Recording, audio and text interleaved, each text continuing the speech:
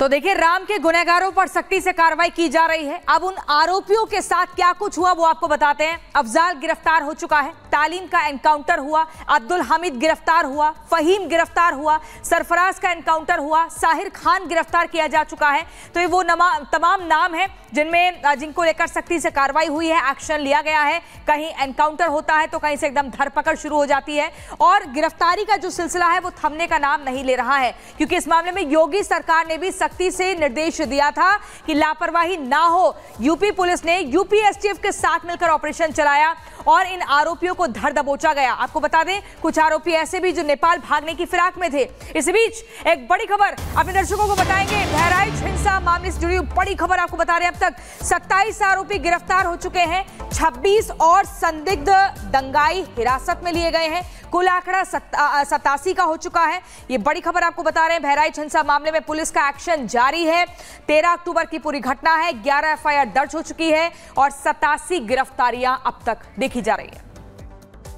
विगत दिनों दिनांक 13 अक्टूबर एवं 14 अक्टूबर को तहसील मैसी के कस्बा महाराजगंज में घटित घटना के परिप्रेक्ष्य में थाना हरदी द्वारा प्रभावी कार्रवाई की गई है, जिसमें 26 व्यक्तियों को गिरफ्तार किया गया है।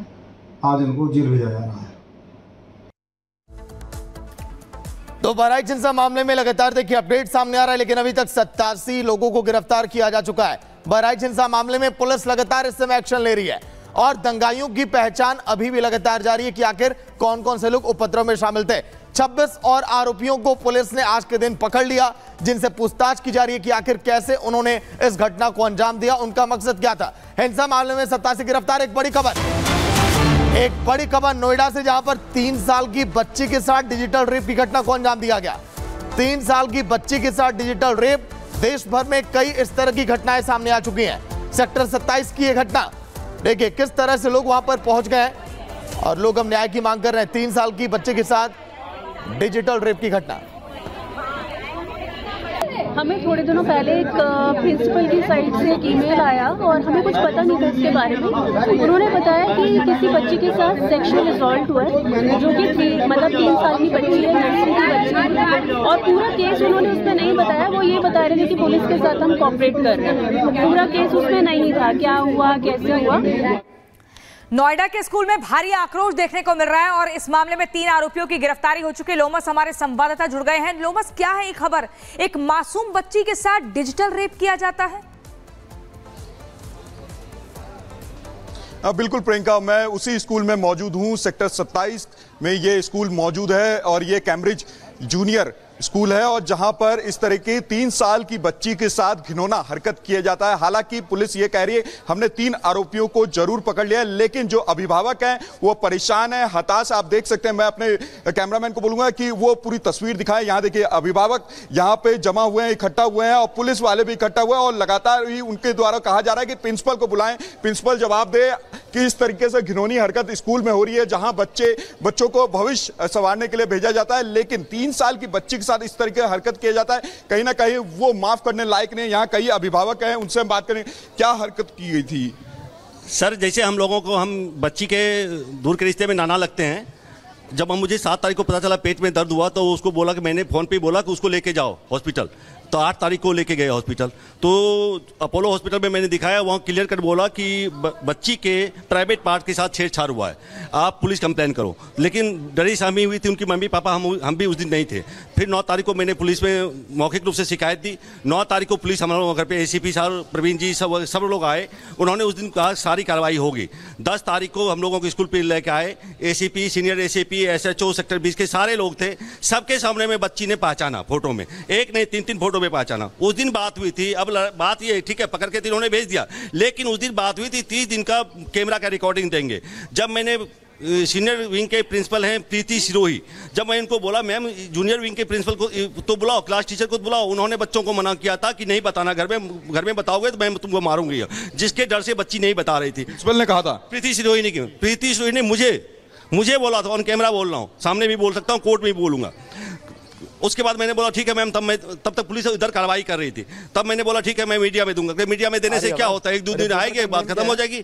स्कूल जो मैन ओनर है वो बहुत पढ़े लिखे, ठीक है मैम, अब इतना क्या बोलता मैं। इस तरह की हरकत अगर स्कूल में होने लगी तो बच्चे कहाँ तक सुरक्षित है, जहाँ बच्चों का भविष्य। सर उन्होंने अब कह रहा है कि 30 दिन का पहले कैमरा रिकॉर्डिंग देने के बाद है, अब 7 दिन के बाद आ रहा है लेने के लिए, क्या वो मिटाएगा नहीं? उसके बाद आप कह रहे हैं 14 दिन का, इसका मतलब उसके पहले भी कुछ हुआ घटना, तभी तो उन्होंने डिलीट किया। बच्चे कहाँ तक सुरक्षित है इस तरीके की घटना हो जाए? इस तरीके की घटना को देखते हुए तो हम बहुत डरे सहमे हुए हैं। मैंने तो ये भी डिसीजन लिया है कि जब तक यहाँ से क्लैरिटी नहीं आएगी मैं अपनी बिटिया को यहाँ नहीं भेजूंगा। ये स्कूल का सरासर नेग्लिजेंसी कह सकते हैं और है। आज पेरेंट टीचर मीटिंग शेड्यूल था और उन्होंने वो कुछ महिलाएं भी है, कुछ अभिभावक महिलाएं भी हैं यहाँ पे मौजूद, उनसे भी हम बात करने की कोशिश करते हैं और जानने की कोशिश करते हैं। मैम अभी आप रिपब्लिक पे लाइव हैं, इस तरह की हरकत लगातार स्कूलों में देखी जा रही है, यहाँ पे भी इस स्कूल में भी हुई है, तो बच्चे कहाँ तक सुरक्षित हैं? हमारा बच्चा बिल्कुल भी सेफ नहीं है और स्पेसिफिक इस स्कूल में तो बिल्कुल भी नहीं है। मैं तो अभी के अभी अपना बच्चा विड्रॉल करने के रेडी हूँ, क्योंकि इनके पास ये जब प्रिंसिपल हमें फेस ही नहीं कर रही है तो बताइए हम किस पे विश्वास करें। इतने पेरेंट्स हैं, बताइए 2-3 घंटे हो गए हमें, मैं खुद कल डिस्चार्ज होकर आई हूँ हॉस्पिटल से और फिर भी यहाँ आई हूँ इसलिए कि मेरा अपना बच्चा कंसर्न नहीं है, मेरा सभी के पेरेंट्स है और इवन बॉय भी गर्ल भी दोनों के लिए सेफ्टी मेजर है। 3 साल की बच्ची के साथ इतना घिनौना हरकत किया जाता है स्कूल में। हाँ, ये तो बहुत ही शर्मनाक बात है और बिल्कुल ही रिसेप्शन के सामने रूम है जहाँ पे ये चीज हुई है और इस पूरी घटना को दबाने की कोशिश कर रही है। आज इतने पेरेंट्स यहाँ जमा हुए हैं, हमारे मैटर को एड्रेस करने की जगह head mistress out of station बताई जा रही है, प्रिंसिपल आ नहीं रही है, हमें कंटिन्यूसली पुलिस को रिक्वेस्ट करनी पड़ रही है, डीएम ऑफिस जाना पड़ रहा है। यहाँ पे प्राइमरीली एटलीस्ट हमारे कंसर्न को एड्रेस करना चाहिए था एडमिनिस्ट्रेशन ने। कैसा घिनौना स्कूल में हरकत हुआ है, उसके बाद कहाँ अभिभावक अपने बच्चों को सुरक्षित मानेंगे? अब कहीं मानेंगे, जब ये स्कूल ऐसा है तो कहीं भी कोई भी स्कूल में आप लोग विश्वास नहीं करेंगे। अभी तो प्रिंसिपल को आना चाहिए, सब प्रिंसिपल सब पेरेंट्स को उनको फेस करना चाहिए, उन्हें बताना चाहिए। हम एक कदम फूंक के लेते हैं, हम हर तरह से जब तक कि कंसर्न ये नहीं हो जाते हैं, सेटिस्फाइड नहीं हो जाते कि हाँ ये स्कूल अच्छा है, ये स्कूल इतना पुराना स्कूल है, कभी एक्सपेक्टेड ही नहीं था कि ये इस तरह की काम इस तरह की हरकतें। पुलिस वाले क्या कर रहे हैं? सर पुलिस वाले पूरा कोऑपरेट कर रहे हैं, उन्होंने एफआईआर भी लॉन्च की है और उस पर वो एक्शंस ले रहे हैं। आज हम अभी डीएम साहब से मिले थे, उन्होंने हमें फुल एश्योरेंस दी है कि इस पे पूरा एक्शन लिया जाएगा और स्कूल्स की मैनेजमेंट को और प्रिंसिपल को आके पेरेंट्स से बात करनी पड़ेगी। हमारी 3 ही डिमांड है कि उस छोटे बच्चे के साथ पूरा जस्टिस हो, दूसरा यहाँ पे फ्यूचर में जितने भी बच्चे टेरराइज्ड हैं उनके लिए एक सेफ्टी का माहौल क्रिएट किया जाए और जो प्रिंसिपल है और जूनियर प्रिंसिपल है इनको सर टर्मिनेट किया जाएगा क्योंकि उनकी रिस्पॉन्सिबिलिटी थी। उनके अभिभावकों की तरफ से तो ये बताया जा रहा है कि उनको धमकी दे रहे थे प्रिंसिपल कि अगर पुलिस में जाते हैं तो फिर कार्रवाई होगी।